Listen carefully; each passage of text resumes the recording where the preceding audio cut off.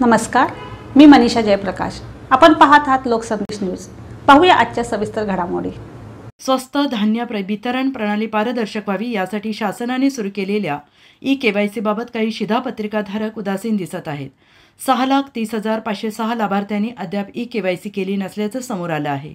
28 February 2025च्या आत e-KYC न केल्यास या लाभार्थ्यांना स्वस्त धान्यापासून कायमचं वंचित राहण्याची वेळ येऊ शकते। लाभाला न मुकण्यासाठी अंत्योदय आणि प्राधान्य गटातील शिधापत्रिकाधारकांच्या हाती आणखी 16 दिवसांचा अवधी आहे। दरम्यान जिल्हा पुरवठा अधिकारी गजानन टेकाळे यांनीही 13 तहसीलच्या तहसीलदारांना लाभार्थ्यांचे ई-केवायसी सीडिंग करवून घेण्याकरिता मोठ्या गावांमध्ये शिबिरे घेण्याचे सांगितले आहे।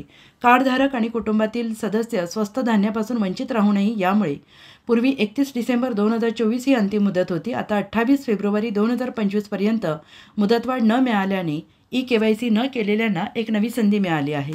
लाभार्थ्यांनी आपल्याला मिळणारा स्वस्त धान्याचा लाभ कायम राहावा यासाठी ई-केवायसी आणि मोबाईल सीडिंग करवून घेणं गरजेचं आहे। प्रत्येक तालुक्यातील मोठ्या गावांमध्ये तहसीलदारांना शिबिरे घेण्याच्या सूचना दिल्या आहेत।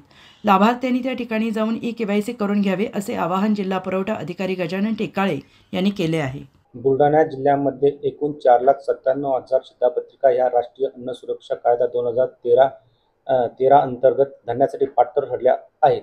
सदर शिधापत्रिकेवर एकूण 18,97,000 लोकसंख्या असून या 18,97,000 लोकसंख्येला धान्य सुरू ठेवण्यासाठी ई-केवायसी करणे आवश्यक आहे।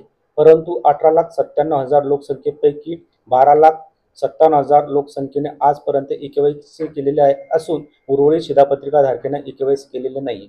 उर्वरित शिधापत्रिकाधारकांनी दिनांक 28/2/2025 पर्यंत ई-केवायसी करणे अनिवार्य आहे। जर त्यांनी ई-केवायसी केली नाही तर त्यांचे धान्य भविष्यामध्ये बंद होऊ शकते। जर ई-केवायसी न केल्यामुळे त्यांचे धान्य जर शासनाने बंद केल्यास पुरवठा विभाग बुलढाणा मधील कोणताही अधिकारी किंवा कर्मचारी तसेच स्वस्त धान्य दुकानदार जबाबदार राहणार नाही।